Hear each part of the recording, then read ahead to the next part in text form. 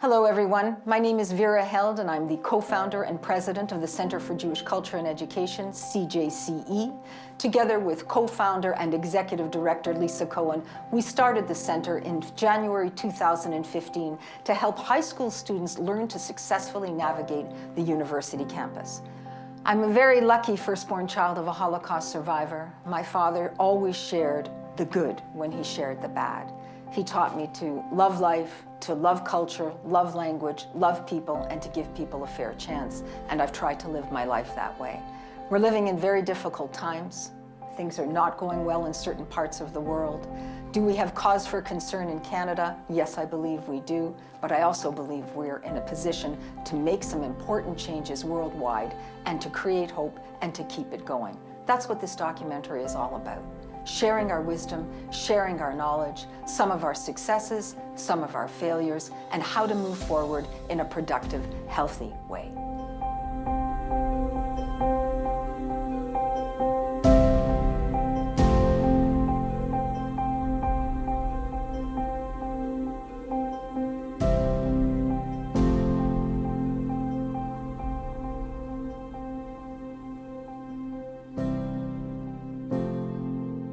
Growing up, I remember hearing my grandfather tell us stories of things that he heard when he was a child and thinking to myself, that would never happen again. I mean, what kind of a place were you living in that people were so easily swayed by ridiculous rhetoric?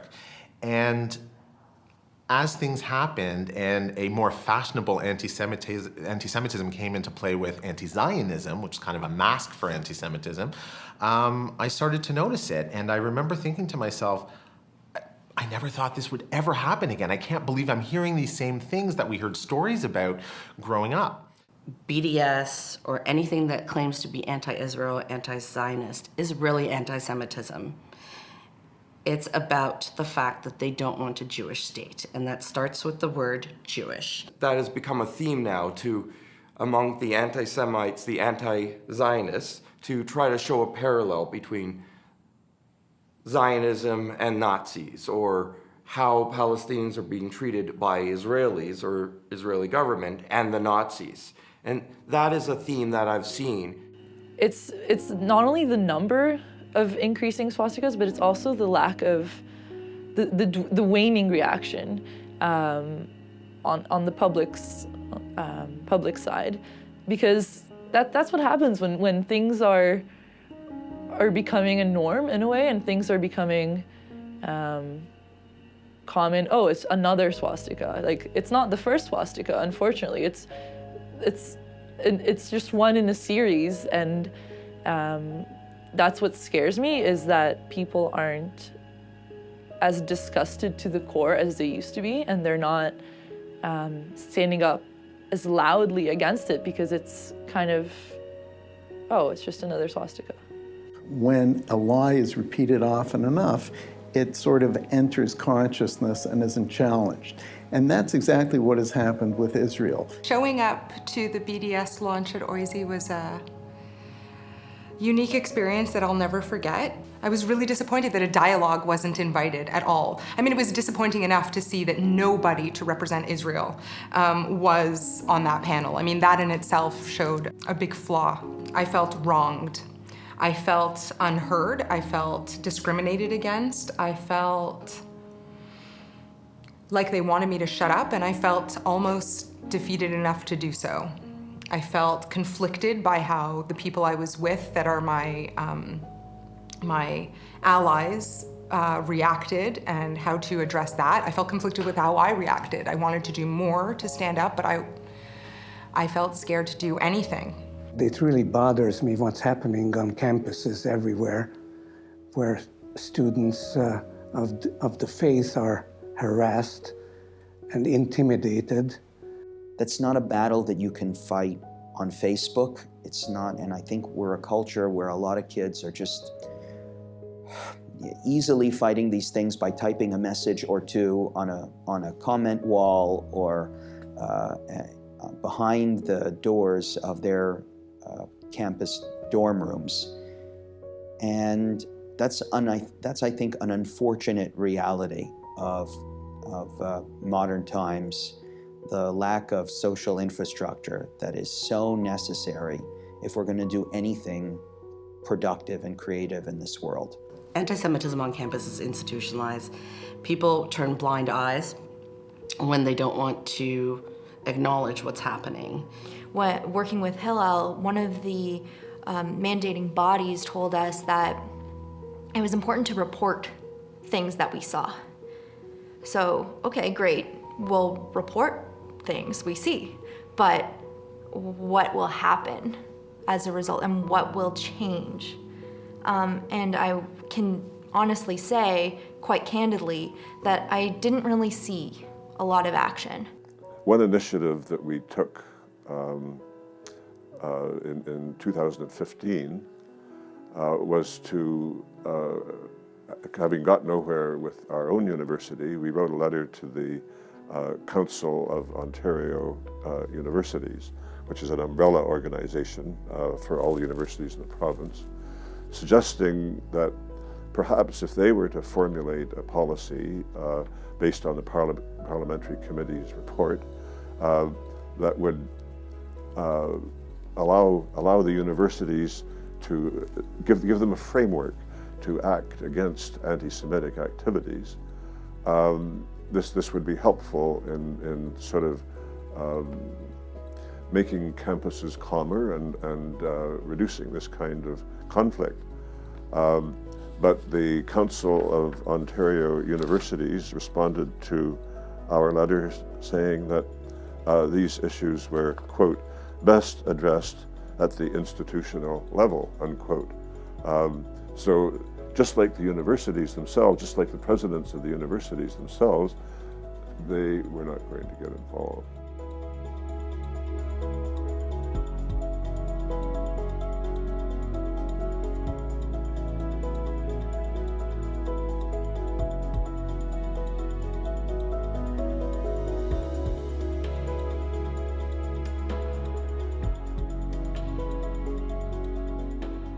In Auschwitz, it was an unreal world there. I mean, you're talking about a place that is, what do you call hell, you know? It wasn't normal. It wasn't normal. People's life didn't amount to very much. You try to survive every day for the next day. Every day is long, when you are in fear and you are hungry all the time, and you don't want to draw attention to yourself to stand out, because the consequences are dire. And we don't want a world like that. And being intolerant,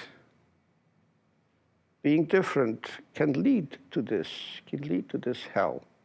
And we hope, by God, that this never happens again to anybody, whether you are Jewish or anybody else. I heard drums and trumpets, and then I saw a whole bunch of Nazi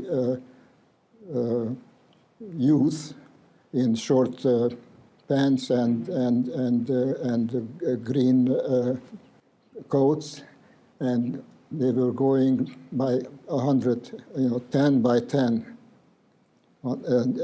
occupying the whole wide road.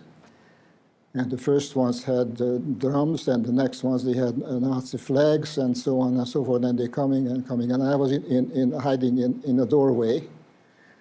And when they left, I went home and I told my mother, "But it looks like the Germans occupied Budapest." I remember Poland very vividly, and all the problems started home. And if we're not going to be very careful in the United States, Canada, and the Western Europe, we see the best results right now, what's happened in Western Europe. Anti-Semitism and hatred is at the height since Second World War. We heard the word death on and off. I was hiding under the kitchen table, I remember, when my mother and her father were discussing what was coming and the fears and whatnot. I was worried for them more than for myself. I didn't grasp the depth and the importance of what it was, what was coming. We were deployed, we were deported. At first we were put into ghettos. My house where we lived was a ghetto, so the nice part of it, there's always the silver lining, that my grandparents, my very beloved grandparents from my mother's side, who lived in a town a small distance from us, but they were brought into our home during the deportations, and that was sort of a highlight of that period, being together with my grandparents. My mother always sent us to school that behave yourself, don't argue and don't fight because you are a Jew. And I regret this very much because I have a feeling that Holocaust happened, that it was so many people because they just took us. We didn't do anything. The only thing I was thinking about is I have to go to a place which may be safe. And thank God, somehow or other, I go to Canada. And I'm hoping, I mean, nothing is safe, I know that. But I'm hoping that of all the places that we could have lived in after the Holocaust, Canada is a good country. When I was born, it was just at the start of the war, and the city of Toronto and all of Canada was, anti-Semitism was just a way of life, and we all had to live with that. It was a way of life that there were parts of Toronto that had signs up that said no Jews or dogs allowed, and I thought we were pretty lucky to be listed first. When I was getting ready for my first big job after graduating from university, I passed all the tests with my VP and the executive VP, and the final seal of approval needed to come from the president. So I went into his office, we were having a nice conversation, and all of a sudden, out of nowhere, and remember, this was a long time ago, he said, "Oh, you're a Jewish girl, aren't you?" I thought very quickly, I looked him straight in the eye, and I said, is the job dependent on my religion, sir? He put his head down, and he said no, put his head back up, and yes, I got the job. Someone said to me during Passover, "Happy Passover, Chag Sameach." So I said it back, and one of the kids said, "Well, what is that funny talk?" I go, "Well, it's a language, it's Hebrew, you know, it's Passover, it's a Jewish holiday." The kid, I think it was 4, maybe 5 years old, came around the table where I was, and patted my lower back and my upper bum. And I'm like, hey, no touchy-touchy now. There's no rule. There's rule, you know, you can't touch each other. And he said to me, "Oh, I'm just looking for your tail." And I'm thinking, well, what do you mean a tail? And that's when he goes to me, my daddy says all Jewish people have tails in the back of their back. They're like lizards. About a year ago, right around D-Day, and for those people who don't know what D-Day is, go and look it up. It was shocking and surprising, and not in a positive way, to find that somebody had tagged our home and taken a can of black spray paint and painted a swastika on the side of our house. I remember being called out of class to be told about it. And I left class and went to the office, and my principal told me. And then she told me to call my mom, and I spoke to her. She spoke to me very calmly, tried to keep me calm. And then I went back to class, and I was very, very shocked about it. And then I had gotten home, I had seen it, and then I turned a bit angry. You know, they would just do this like that. You know, they were cowards, they wouldn't say it to our faces.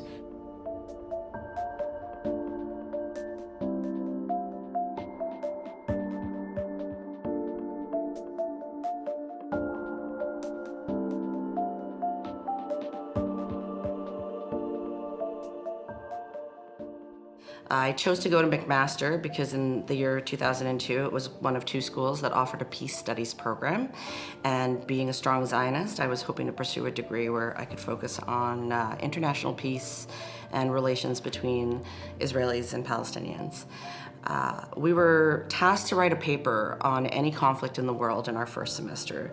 The specific goal was to write about a conflict and its origin, and to highlight who was involved in the conflict. So I chose to talk about Israel, and I wrote a paper about the Balfour Declaration. So the paper mainly focused on Britain's involvement in the creation of the Jewish state, and it had nothing to do with Israelis or Palestinians. When I got my paper back, I received a failing grade. So I decided to approach the TA after class and ask her why it was that I had a failing grade. There were no comments on the paper and there was nothing to indicate what caused me to fail the project. When I approached the TA in front of a large audience of other students, she announced very loudly that I had failed the paper because I had had the audacity to write a paper about the Jewish state. So it was in that moment that I realized that you can't escape anti-Semitism, that it's everywhere that you go, that you can close your eyes and say, I don't want to be involved with it, but it doesn't close its eyes to you.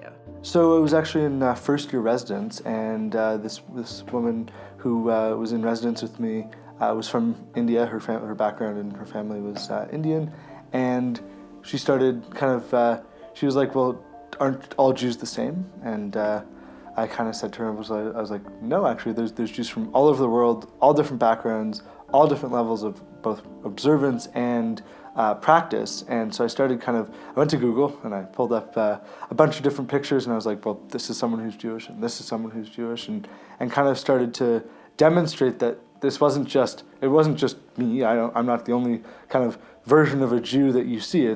There's many different elements of it. So. Well, I was about 8 in elementary school, and there was this kid who was saying anti-Semitic remarks. You bloody Jew. And it went on, and I decided then and there that this was not okay. It didn't feel right, and it was just not okay to accept this. So I said to him, if you say it one more time, I'm going to the principal. Now you have to understand, this was apartheid era in South Africa. It was a very patriarchal society. And I actually didn't know. I knew I liked the principal, but I didn't know how he was going to respond. So I was going in kind of blind, and I was scared. I was scared of this kid. I was scared of standing up to adults. I'd never done this before. And I thought, no, it's not right. I'm going to do it. So there this little 8-year-old goes into the principal's office demanding to speak to the principal, and he sees me, and I don't recall the actual sequence of getting in to see him, but I got to see him, and I told him about what had happened, and he was horrified. He was a real Mr. Chips. He just was. He was this extraordinary man out of, I don't know, just blessed to be in his school. And he said, this is unacceptable, and as I recall, the kid was hauled in and suspended for a few days. I had one very devastating situation when I was 5 years old, and some older boys came and knocked me off my tricycle, beat me up, threw me down some cement steps, threw my tricycle in after me, and then peed on me. And when my mother found me, and I thought we should do something about this, the attitude was always, don't make any waves.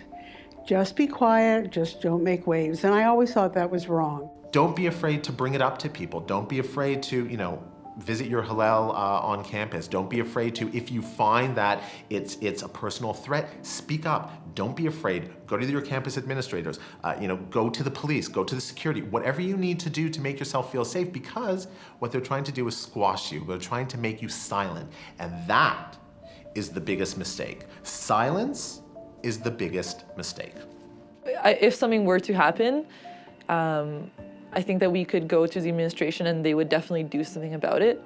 But there's never been the initiative on their part that that actively goes out and looks for the Jewish community and wants to know, hey, how can we help you? And maybe that's not a reasonable expectation, I don't know.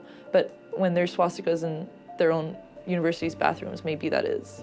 I would say that the most important thing for all Jewish students going from high school to universities is to really do your homework and learn about what the truth, what the reality is.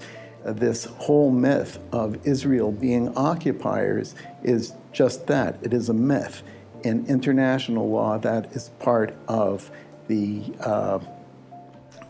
Jewish homeland, part of Israel proper. It is not any occupied territory. We're such a small number of people. And I even asked some people, how many Jews do you think are in the world? They said, I don't know, like 100 million, 200 million, I don't know, a billion. I even got, I'm like, No, I said we're about 15 to 18 million. And they always have that puzzled look on their face, like, really? Yeah. So many ignorant people, they don't know why, but they hate the Jews. They don't know. They deny the Holocaust. Why? I guess so this March of the Living should be more widely spread among the non-Jew. I've been going on the March of the Living since 1996. This is going to be my 20th year on the next March. This year I was, and we had a couple of Italian non-Jews with us, and they came home completely disarmed. And we need a lot more of this type of education. We need to continue to drive Holocaust education on campus, especially with non-Jews when we're talking about anti-Semitism of today. That's a key one. Bringing up survivors, bringing up experts, having them speak, marketing out to the community, getting in touch with your local news sources and spreading the word was proven to be pretty effective in my time. And we had a few survivors come up, and we had 300-person audiences, most of which were not students, most of which were not Jewish. I think I am one of those who can give an idea of what it was like for the Jews in Hungary. I'm very guilty because I have never spoken to my children or grandchildren about anything. So they are Jewish, they have bar mitzvahs, so have my grandchildren, but I never really talked about anything what has happened, not only to me, but what happened in the world. I did not want them to know what has happened to us all and be sorry for us and be frightened of life. I don't want them to. I didn't want them to grow up being frightened of what could happen, what happened. As we saw, it can happen any time again. Any minority is being persecuted right now, as we know. There's a huge cloud looming over us with ISIS, with terrorism, and with political correctness. One of the worst things that's happening today, the corruption of political correctness. The term political correctness, of course, refers to what is deemed to be acceptable to talk about and what must not be talked about.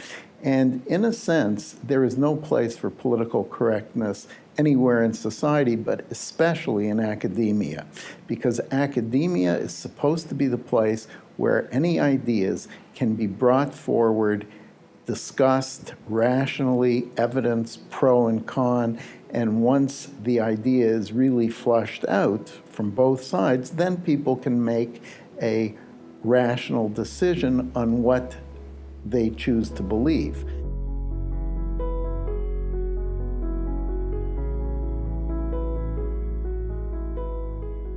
It doesn't have to be the way it is. You have to be able to make up your own mind. But a lot of these things can start with education in the home years and years before. If you live in a home where intellectual discussion is encouraged and openness is encouraged, and and disagreement is encouraged, but in a loving way, then you've already got some tools in which you get to university and you can use them. Learn about your rights. We have rights as Canadian citizens, we have rights as high school students, and we have rights as university and college students. And 99% of the time, the problems that arise trump our rights, and we do not fight for those rights. It's important to have a little bit of history in your backpack, so to speak, about Israel. It's important to know a little bit of current events about Israel. And for people who maybe don't have that information, it's simple to find out. Go online, ask people that you know, and ask people that you trust. We don't live in a perfect world, and things do happen. And if you don't protect yourself and know your rights and know how to protect yourself, you're a victim. These students who are doing the harassing in university are just ignorant, and they obviously have been brainwashed by their parents and their society to hate Jews with no reason. One of my fears that maybe did come true a little bit was kind of the stereotypes about Jews. And I think that there was potentially a lack of education about the topic of Judaism, because I know personally from my community where I live, in my high school and stuff like that, I was kind of always surrounded by Jews, so I was used to people understanding it, and it was kind of a given.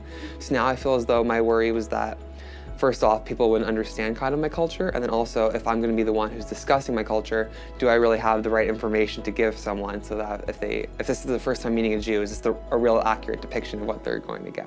More so than anything, I felt kind of alone. It was kind of like nobody knew what to do. It wasn't clear what I should do, who I should talk to. Should I talk to Hillel? Should I speak to my friends? There really wasn't a set infrastructure for what the student could do. Hillel went and they spoke to the people about the higher ups on campus about what had happened, and everything was kind of happening in the periphery. And there wasn't a lot of input. There wasn't a lot of people asking me how I felt, or what I wanted, or what would have worked for me. They kind of just sort of handled it in their boardrooms. They didn't even really involve me in the discussions of what happened. We can do a lot, I think, to help support our students so they don't feel alone, at least, if they choose to engage in the conversation and the dialogue that needs to happen on Canadian and American university campuses. Do not rob yourself of an opportunity just because BDS is on campus. Learn to fight it. Learn to use your rights and your responsibilities and the administrative routes to battle anything that's inappropriate or unfair, and have a voice. Look at your university website. The whole thing has all the staff and the entire school listed. There's definitely someone with a title that has student advisor or student campus coordinator or someone to that effect that will be willing to listen to you and hear your concerns and support you in creating an inclusive campus atmosphere. Go where, first of all, you're going to get the best education possible.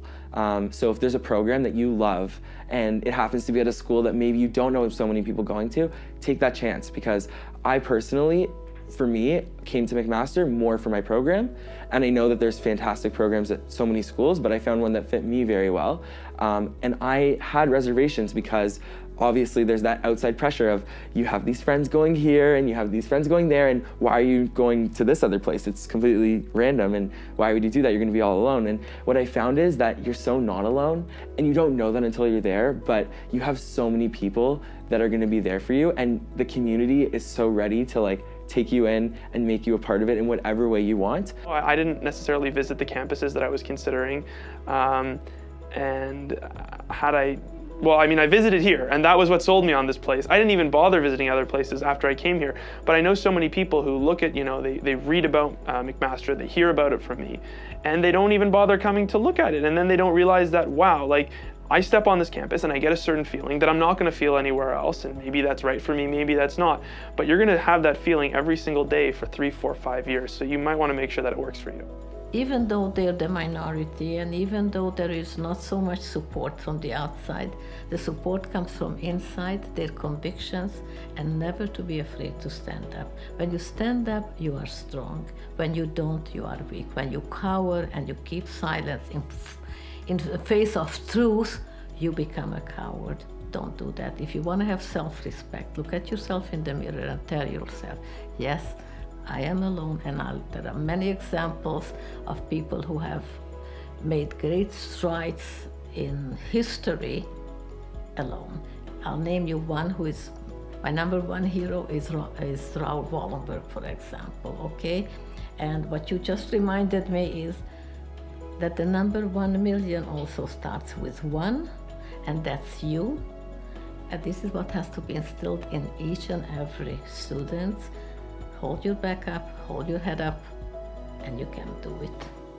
In terms of being active, I think it's important to be active in your own comfort zone. It's good to walk out of that comfort zone, but not everybody is going to go to a rally.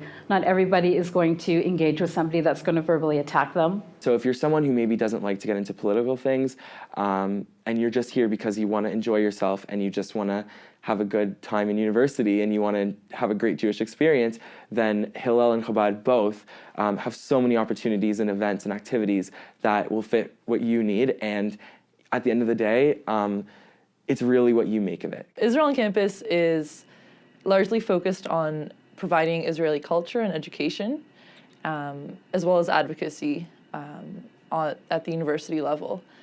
So we're a group of students who do cultural events. We do dinner and discussion, talk about historical things, talk about current issues, political events. When I was considering universities, I really wasn't thinking about the Jewish community at all. I was just thinking about, where the best program is, and I stand by the Arts and Science program. It's fantastic. But when I came here, I was just absolutely blown away by how strong the community was here. I know something that I really appreciated was my friend Rebecca, who's also on Hillel. She was the one who was in charge of our interfaith Shabbat dinner. And this really meant a lot to me because normally Hillel will do Shabbat dinners every once in a while.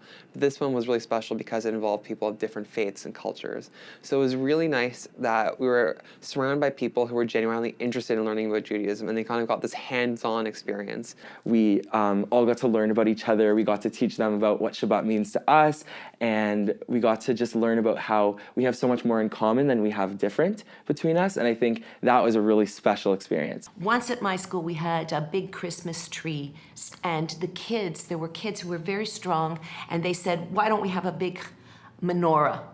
And they spoke to the administration. The kids took it on, and they had a big menorah in the hallway as well. So they need to speak up. They need to do it right away. No waiting. They need to go. They can find allies. Maybe they can look for allies among teachers, with each other.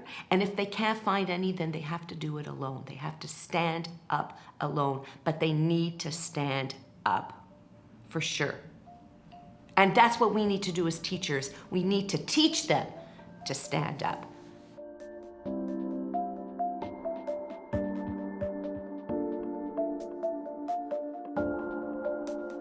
I needed to have something that was, even when I wasn't speaking, even when the words weren't coming out of my mouth, I was sure that I would never be hiding the fact that I was Jewish and the fact that I'm a proud Israeli. And, I wear my Magen David every day. I, have, my chamsot and all the things that I have. But it was important to me to actually do this tattoo. And Am Yisrael Chai, we all know what that is. Long live the nation of Israel, the nation of Israel lives. It was important to me to do a tattoo specifically on my arm because the last time Jews had tattoos on their arms, it was to number them in Auschwitz. And this was my way of saying, we're over that. That's the last time we had tattoos. Now I can do a tattoo because I want to, and it says this. As you can see, I'm a woman of visible minority. Being Jewish, I have to make visible. I have to choose to make it visible. I found that speaking up as a visible minority is not so much an issue, but speaking up as an invisible, making herself visible minority, I have a lot of issues, specifically pertaining to being Jewish. In the Jewish community, we always very much worry about our external image, and that's very important, and it's a difficult thing. But one of the things that we often overlook is taking care of our own. And so when we have times of stress, difficult times, and I'll just say it, when BDS came to this campus, I think that we focus so much on combating BDS and looking at the general student populace, which was very important. But we almost forgot about our own populace for a little bit, and we didn't necessarily look at what was best for, let's say, those 300, 400 Jewish students that were actually on campus. And as a result, I remember that after that, there was a bit of a lull. There was a period of time when people really weren't comfortable being Jewish, and we weren't addressing that. As a general rule, there's a greater pushback against overtly hateful things happening on campus. So there's always going to be an official statement of some sort if something truly hateful is going to happen. There's always going to be a sense of somebody's at the very least going to stand up and say, we have to take care of this. In that sense, this university has progressed. On the other hand, the university definitely can do more. Every day in the school curriculum, there should be a little time slot left for students, even from a childhood on, to become aware of politics. That is the big problem where it lies. And that you ask me what should be done, that should be addressed. From an organization point of view, the best thing we can give to high school students is the know-how and the tools, and partly the education of how to kind of wiggle through the system, because it is a system. There's a lot of red tape, there's a lot of people involved, but at the end of the day, if we don't say anything, then we're back where we started, and we're not doing anyone any good. If a student came in and said, this is the issue, what can we do, and just have a solution put together right there, as opposed to having these pre-set materials, and just having the space to kind of work where the student is and give them the resources they need at that time, that's a way better deal, and that would go a long way to building a core of pro-Israel activists on campus who felt like they had a place to go and that people were responsive to their needs. So I think it has to be at the grassroots, and I think it's there where organizations such as yours can, over time, make a big difference. There's only one way: education, education, education. There is no other way. Knowledge has power. Knowledge is power. And this is what we have to provide them with. And I think that's what you do, for which I commend you. Come to CJCE's website. Learn about the different aspects of your rights and responsibilities at the different universities that you're choosing to apply to. My vision would be that no Jewish student would have to be a student first and a Jew second, but they would be a Jew first and a student second, and that it wouldn't be a conflict in any way, shape, or form. My message to young people today is to be in the moment and to stay vigilant and to really listen to what's going on in a job interview. I recommend everybody advocate loudly and proudly. All over my classroom, I write, stand up for your rights, even if you're standing alone. If you can't stand up for yourself, what happens when you need to stand up for somebody else?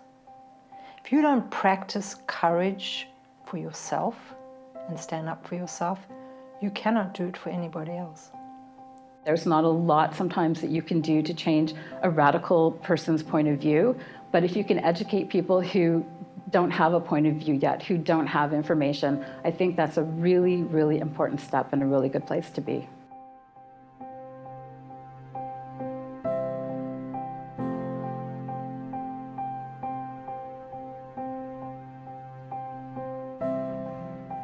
The Jews have survived all kinds of troubles, and I think the reason they could actually persevere is because of their sense of humor.